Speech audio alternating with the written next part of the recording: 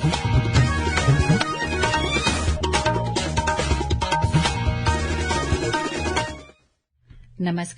ये आकाशवाणी शिमला है। अब आप प्रभा शर्मा से प्रादेशिक समाचार सुनिए। आज के मुख्य समाचार। प्रधानमंत्री नरेंद्र मोदी ने पीएम किसान सम्मान निधि योजना की 20वीं किश्त के रूप में किसानों को 20,500 करोड़ रुपए किए जारी। प्रधानमंत्री ने सभी से वोकल फॉर लोकल को प्राथमिकता देने की अपील की। मुख्यमंत्री सुखविंदर सिंह सुक्खू ने आपदा प्रभावित परिवारों के पुनर्वास के लिए 1 बीघा वन भूमि आवंटित करने की अनुमति देने का केंद्र से किया आग्रह। राज्यपाल शिव प्रताप शुक्ल ने आपदा प्रभावितों के लिए राहत सामग्री की रवाना। मंडी में बादल फटने से हुए नुकसान का लिया जायजा। और प्रदेश के कई जिलों में मानसून की वर्षा रुक रुक कर जारी। ऊना में 24 घंटों के दौरान वर्षा ने तोड़ा पिछले 5 दशकों का रिकॉर्ड। अब समाचार विस्तार से। प्रधानमंत्री नरेंद्र मोदी ने आज वाराणसी से किसान सम्मान निधि की 20वीं किश्त जारी की और देश भर के 9 करोड़ 70 लाख से अधिक किसानों के बैंक खातों में 20,500 करोड़ रुपए अंतरित किए गए। इस अवसर पर एक जनसभा को संबोधित करते हुए प्रधानमंत्री ने कहा कि पीएम किसान सम्मान निधि किसानों के कल्याण के लिए सरकार की प्रतिबद्धता का एक उदाहरण है। प्रधानमंत्री ने कहा कि पीएम किसान सम्मान निधि के तहत अब तक किसानों के खातों में 3,75,000 करोड़ रुपए भेजे जा चुके हैं।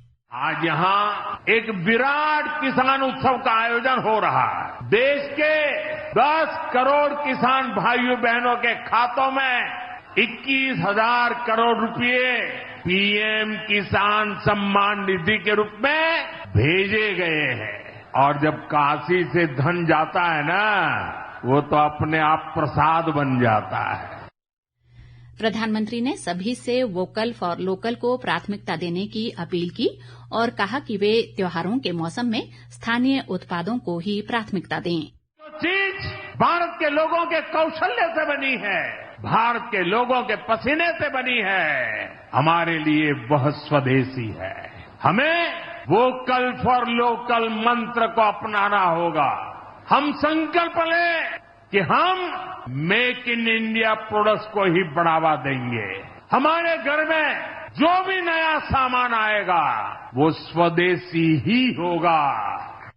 प्रधानमंत्री ने कहा कि ऑपरेशन सिंदूर की सफलता के बाद वे पहली बार काशी आए हैं और बाबा विश्वनाथ की कृपा से भारत ने पहलगाम हमले के पीड़ितों को न्याय दिलाया है।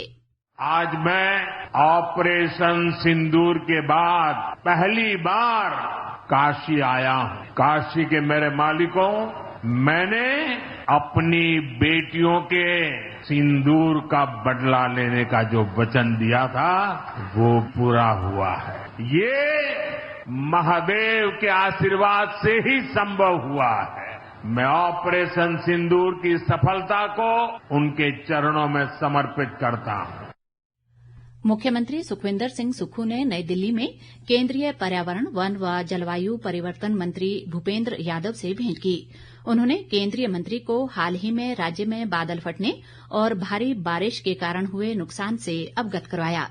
मुख्यमंत्री ने कहा कि इस मॉनसून के दौरान भवनों, बुनियादी ढांचे, सड़कों, पुलों, जलापूर्ति योजनाओं, आवासीय संपत्तियों के अलावा बहुमूल्य मानव जीवन को भी भारी नुकसान हुआ है। सुखविंदर सिंह सुक्खू ने केंद्रीय मंत्री से भूमिहीन आपदा प्रभावित परिवारों के पुनर्वास के लिए 1 बीघा वन भूमि आवंटित करने की अनुमति देने का आग्रह किया। इस बीच मुख्यमंत्री सुखविंदर सिंह सुक्खू ने आज नई दिल्ली स्थित विज्ञान भवन में अखिल भारतीय कांग्रेस कमेटी के विधि, मानवाधिकार व आरटीआई विभाग द्वारा आयोजित राष्ट्रीय सम्मेलन में संवैधानिक चुनौतियां, परिप्रेक्ष्य व मार्ग के दूसरे सत्र की अध्यक्षता की। धर्म और संविधान विषय पर बोलते हुए मुख्यमंत्री ने कहा कि धर्म व्यक्तिगत आस्था का विषय है और राज्य का दृष्टिकोण धर्म निरपेक्ष होना चाहिए। सुखविंदर सिंह सुक्खू ने कहा कि हमारे देश में प्रत्येक धर्म का सम्मान किया जाता है और देश की विविधता ही देश की ताकत है। प्रदेश में डिजिटल अरेस्ट फ्रॉड के मामलों में बढ़ोतरी हो रही है। साइबर क्राइम पुलिस के मुताबिक प्रदेश में वर्ष 2024-25 में अब तक डिजिटल अरेस्ट के 12 मामले दर्ज हुए हैं। राज्य सीआईडी साइबर क्राइम शिमला के पुलिस अधीक्षक दिनेश कुमार ने बताया कि इन मामलों में लोगों से 5 करोड़ 91 लाख रुपए से अधिक की ठगी की गई है। उन्होंने कहा कि हालांकि साइबर पुलिस की सतर्कता से इनमें से करीब 33 लाख 5 हजार से अधिक की धनराशि रिकवर भी की गई है। दिनेश कुमार ने कहा कि साइबर क्राइम पुलिस ने प्रदेश में साइबर अपराध के बढ़ते मामलों को लेकर लोगों को सतर्क रहने की सलाह दी है।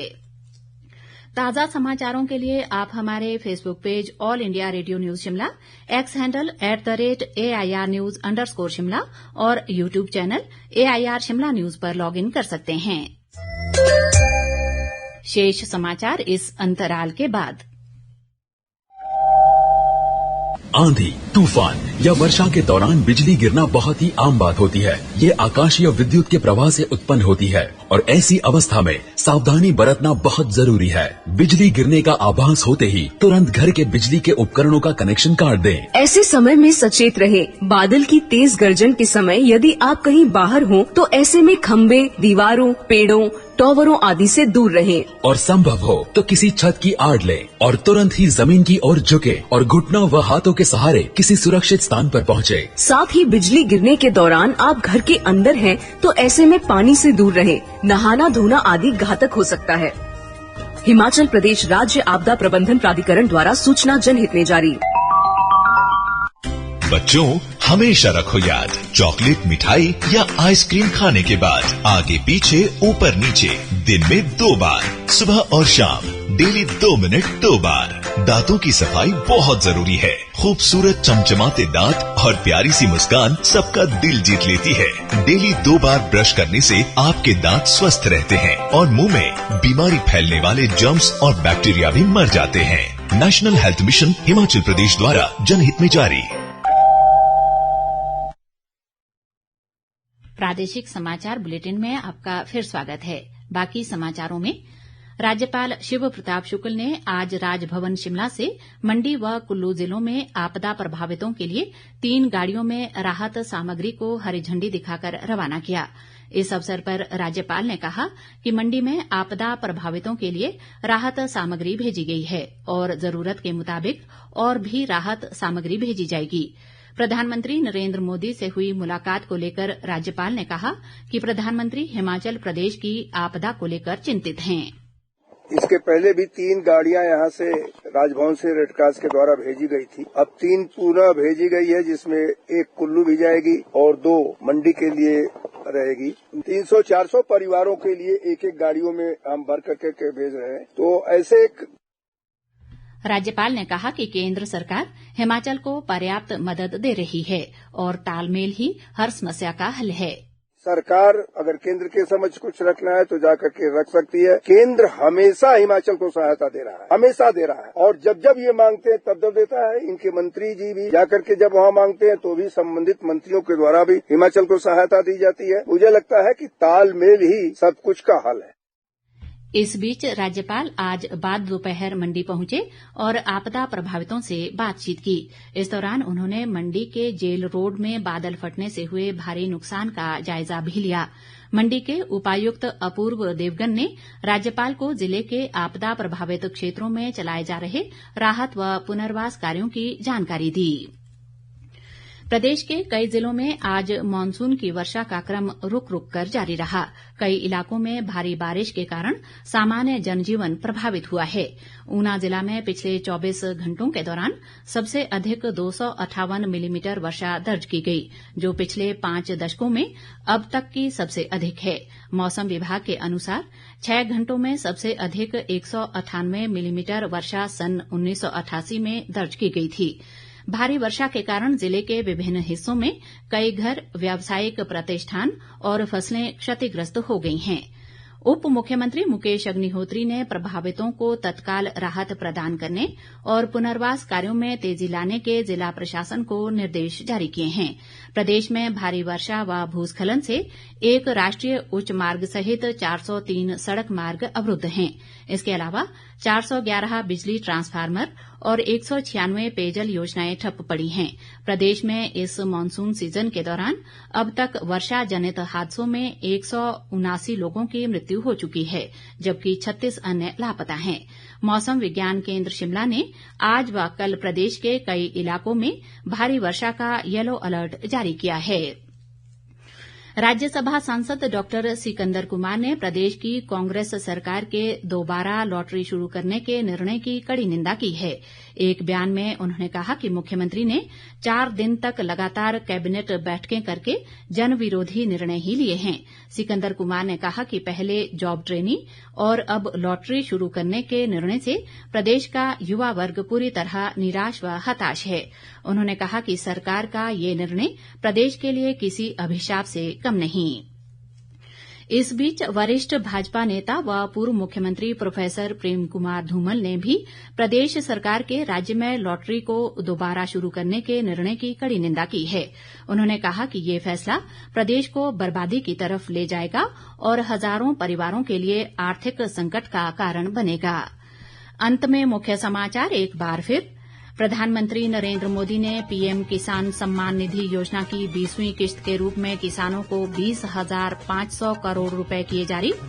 प्रधानमंत्री ने सभी से वोकल फॉर लोकल को प्राथमिकता देने की अपील की। मुख्यमंत्री सुखविंदर सिंह सुक्खू ने आपदा प्रभावित परिवारों के पुनर्वास के लिए 1 बीघा वन भूमि आवंटित करने की अनुमति देने का केंद्र से किया आग्रह। राज्यपाल शिव प्रताप शुक्ल ने आपदा प्रभावितों के लिए राहत सामग्री की रवाना।